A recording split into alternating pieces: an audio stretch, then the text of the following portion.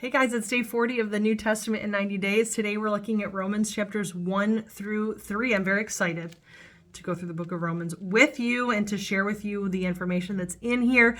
One of the things that I really like to do, and I think is really important, whenever I start reading a new book of the Bible, I always try to find the background information, like who wrote it, who were they writing to, why were they writing, if I can find out when they were, like what was going on. A lot of times Paul was writing from prison, in some of his letters in the New Testament. And so I like to do that because it helps me to make sure I'm not drawing conclusions from the writing that was not intended originally. And so, the Bible is a very old book, but we have to be careful with that even today, right? If we get an email from a boss or a text from a friend, or we see something on social media, sometimes it's really easy for us to read into those things, and we have to be really careful and, ask a lot of questions. Hey, what did you mean by that? Hey, it kind of sounds like you might be angry. Is that true or is that not? The benefit of today is that we can talk to that person and figure out their intent and their feelings and their emotions. And we can't really do that in the same way with the Bible because it's very old. Paul's dead, right? The apostles are dead. And so, but there is a lot of research that has been done. And so we can find information. And sometimes the text explicitly says things that we just tend to glance over. And so I want to share some background information about the book of Romans so that as we're going through it, we can have the right mindset as we're reading Paul's words. So I guess that's one thing. Who wrote the book? So it's Paul. We find that out in the very first verse of Romans. It says this letter is from Paul. And so that's kind of a gimme. It's kind of easy.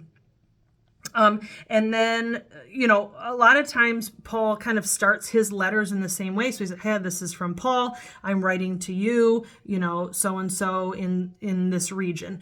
And so we kind of gather from the first little chunk of the first chapter of Romans that Paul is writing to believers in the city of Rome. And that's really important to remember that the message that he's speaking is to believers. I just think that's really important to keep in mind, because if we address any statements, promises, things like that, that he may share as we're going through the book, it's important to remember that those are not blanket statements, blanket promises for the mass populace. This is a book written to believers, okay? Believers in Jesus.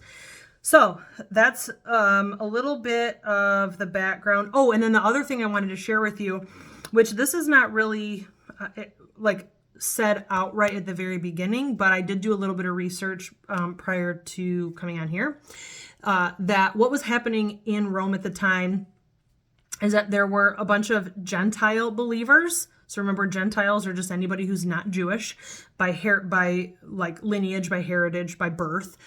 So there were Gentile believers, and then there was an influx of Jewish believers, and they ended up at odds with one another because the Jewish believers in Jesus were claiming that the Gentiles had to follow all of the Jewish laws, and then the Gentiles were like, no, we don't.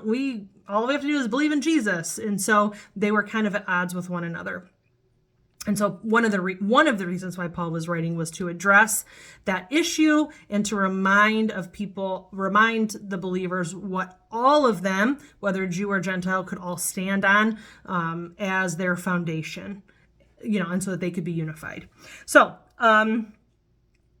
the first verse I want to share with you from Romans, this is Romans chapter 1, verse 5. It says, through Christ, God has given us the privilege and authority as apostles to tell Gentiles everywhere what God has done for them, so they will believe and obey him, bringing glory to his name. And I actually put a box around the word "and" because I think that little word is so important, that we have to believe and obey Jesus.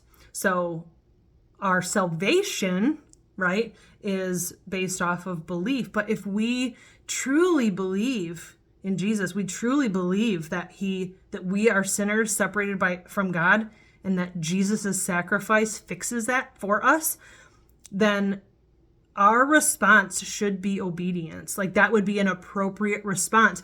And if we're not interested in reading the Bible to see what Jesus said, to see what God says, and to obey him, then we should really question whether our belief is really that sincere, And so that was something that I thought was really important.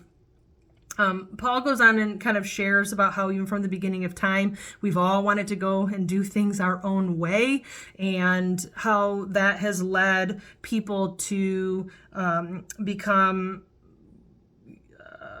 what does it say? Oh, it says their lives became full of every kind of wickedness. So when we start to do things our own way, we might kind of look good on the outside, but a lot of times that desire to be our own God leads us down a pretty janky path. And so he gives this laundry list of things like, when you try to do things your own way, you'll be full of greed and envy and deception and gossip and yada, yada, yada, all these things.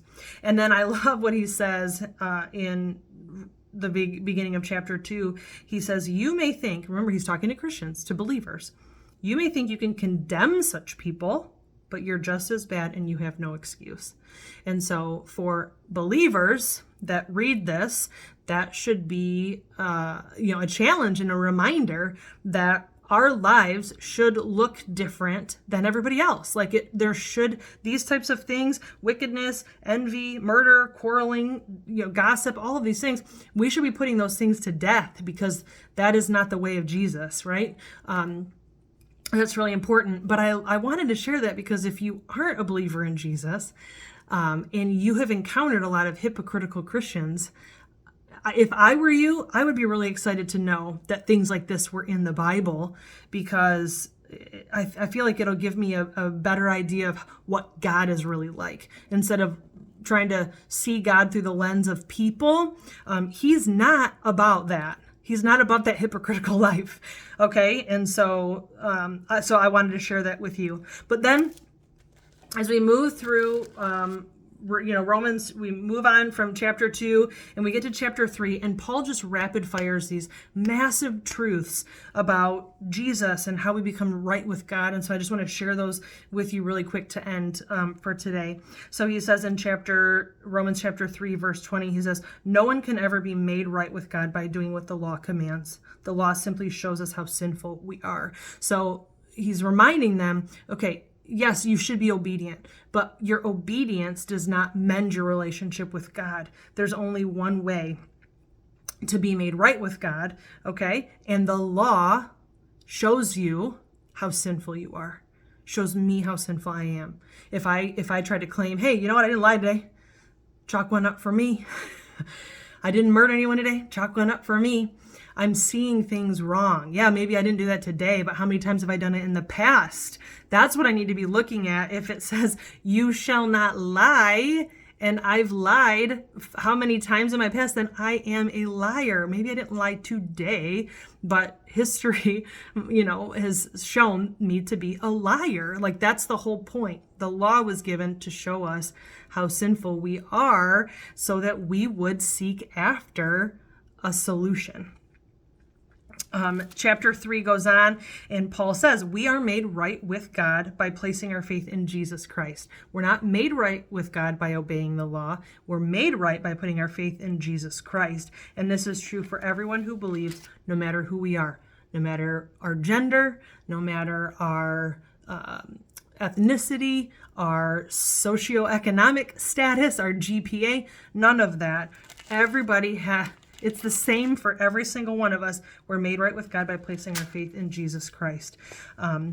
So there's so much more. Oh my gosh, there's the whole last chunk of Romans chapter 3 is just like such good stuff. So if you haven't read that, I would encourage you to go read that and see what Paul has to say about humanity and how we've screwed things up and how that can all be remedied. It's just so rich there in Romans. So anyway, this is long. Man, this is long today. I hope you enjoyed it though. And if you have any questions about what I shared, I would love to chat with you more about that. So please leave a comment or shoot me a message. And if I don't hear from you today, I will definitely see you tomorrow. Bye guys.